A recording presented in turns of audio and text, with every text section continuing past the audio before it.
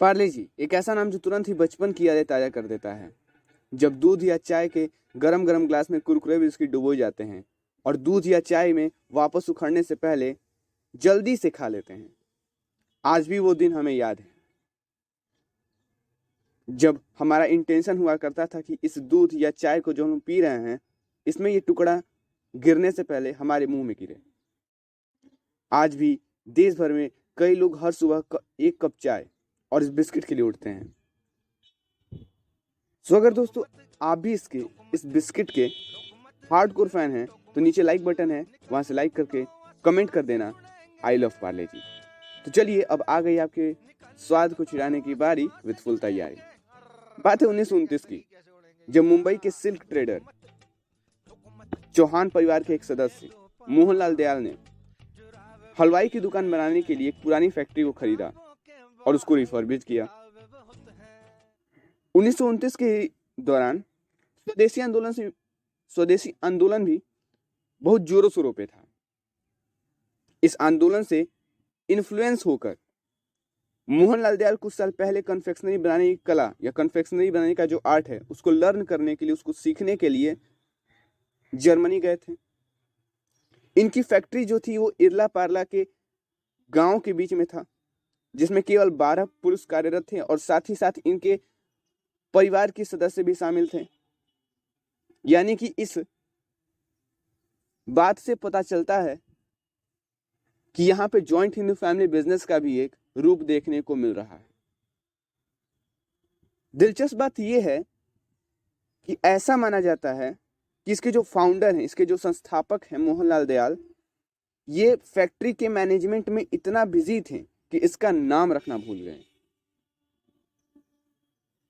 क्या ये बात बिल्कुल सही है? क्या ये बात ऐसा होना चाहिए कि हमें अपना ब्रांड नेम भूल जाना चाहिए या फिर अपना ब्रांड नेम नहीं रखना चाहिए? इससे तो आपको यही सीख मिलती है इस पॉइंट से। लेकिन इस बात को ध्यान रखना कि हमारा प्रायोरिटी पहले ब्रांड होता है, तो इनका भी प्रायोरिटी पहले ब्रांड था, ब्रांड मेकिंग था, ना कि ब्रांड नेम मेकिंग। मैं ये नहीं कहता कि ये सही है, it's not true, it's not right. आपको ब्रांड नेम भी रखना चाहिए, बट इन्होंने 200% फोकस किया किस पे?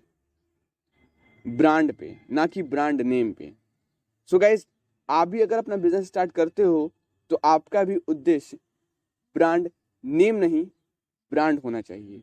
उसका आपका पहला प्रायोरिटी ब्रांड होना चाहिए, सेकंड प्रायोरिटी ब्रांड नेम होना चाहिए।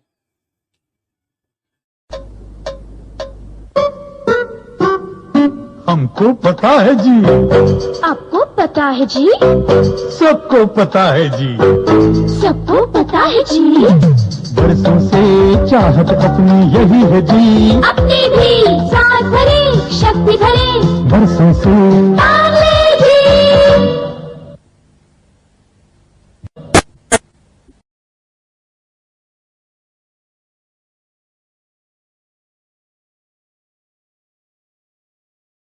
और इसलिए समय के साथ देश में पहला कन्फेक्शनरी ब्रांड पार्ले अपने जन्म स्थान पार्ले के नाम से जाना जाने लगा। पार्ले का पहला उत्पाद एक नारंगी कैंडी था। हालांकि केवल 10 साल बाद ही इसने अपना बिस्किट का प्रोडक्शन शुरू कर दिया, यानी 1939, जब सेकेंड वर्ल्ड वॉर चल रहा था। उस समय के दौरान इसने अपना पहला बिस्किट बेक किया। उस समय बिस्किट ज्यादातर इंपोर्ट किया जाता था और एक्सपेंसिव भी होते थे, जैसे United Biscuit, Huntley and Palmers, Britannia और गैलेक्सो। ये ब्रिटिश ब्रांड बिस्किट थे जो मार्केट पर रूल कर रहे थे। इस ट्रेंड को चेंज करने के लिए पार्ले प्रोडक्ट्स ने पार्ले ग्लूको को लॉन्च किया as an affordable source of nourishment, और बहुत जल्द ये made in India biscuit famous भी हो गया जनता के बीच में अंधाधुन तरीके से। और इसके पीछे का कारण था अफोर्डेबिलिटी एंड अवेलेबिलिटी। कोई भी इसे अफोर्ड कर सकता था, लेकिन इससे पहले जो बिस्किट्स आया करते थे, इंपोर्ट किए जाते थे, वो कोई भी नहीं खरीद सकता था।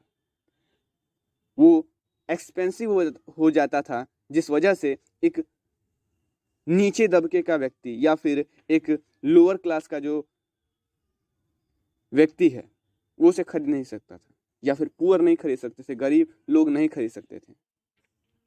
और मैंने पहले ही बोला कि एक एफोर्डेबल सोर्स था नरिशमेंट का, और कोई भी इसे अफोर्ड कर सकता था, छोटा बड़ा गरीब अमीर कोई भी।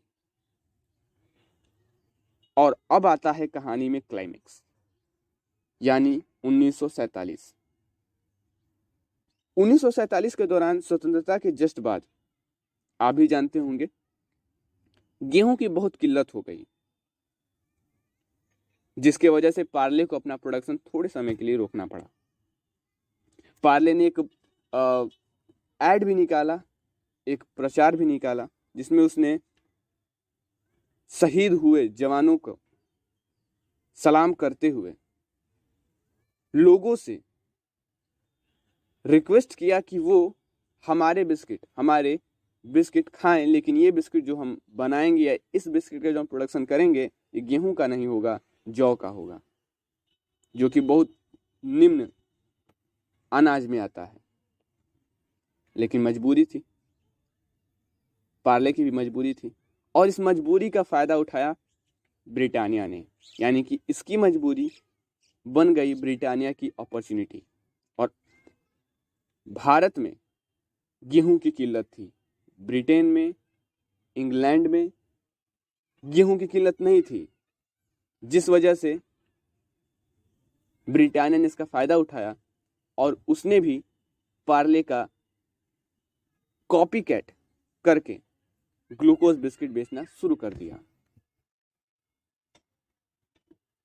तो 1960 में अदर कॉम्पिटिटर्स ने अपने ग्लूकोज बिस्किट लॉन्च करना शुरू कर दिया। ब्रिटानिया ने अपना पहला ग्लूकोज डी लॉन्च किया। इसी तरह के ब्रांड नामों से भ्रमित होकर ज़्यादातर लोग दुकानदारों से ग्लूकोज बिस्किट मांगते थे, और उसके बदले में लोगों को मिलता क्या था, लीजिए ब्रिटानिया का ग्लूकोज डी, जिसका एड गब्बर सिंह किया करते थे। और to fight this knock off, Parle G firm ने पैकेजिंग अलग बनाने का सोचा, या फिर सब भीड़ से अलग हटके अपने को यूनिक दिखलाने की कोशिश में वो कुछ हद तक कामयाब हुए in the case of packaging, जिसका पार्ले के मैनेजर ने पेटेंट भी कराया ताकि उसका कोई नकल ना करे। लेकिन इसका ज़्यादा असर उनके प्रोडक्शन पर या फिर उनके लिए बेनिफिशियल नहीं साबित हुआ। 1982 में पार्ले ग्लूको को पार्ले जी के रूप में फिर से पैक किया गया, जिसमें जी ग्लूको के लिए खड़ा था। पहले पार्ले ग्लूको था, फिर पार्ले जी हो गया। एंड नाउ इट्स टाइम कि पार्ले जी माने जीनियस हो गया। बहरहाल अपने तेज विकास और भारी मांग के बावजूद ब्रांड अपने दृश्य पर खरा उतरा। इसका कंजप्शन सोसाइटी के हर क्लास के लोग करते हैं। शहरी ऊंचाई पर बैठे व्यक्ति से लेकर छोटे शहरों में रहने वाले व्यक्ति तक। यह एकमात्र ऐसा ब्रांड भी है जो एलओसी के पास 100 लोगों के गांव जैसी जगहों पर आसानी से मिल जाता है। और शायद यही कारण है कि हर दूसरे दिन नए बिस्किट मार्केट में आने के बावजूद भी इस ग्लूकोज बिस्किट ने सभी इंडियंस के दिल पर अपना स्पेशल पोजीशन बना के रखा है। तो दोस्तों, मिलते हैं अपने नेक्स्ट पॉडकास्ट में एक नए ब्रांड स्टोरी के साथ। तब तक के लिए बने रहिए व्यूज ऑफ यू के साथ और देखते रहिए बिजनेस चंकी, जहां बात होती है आपके मन की।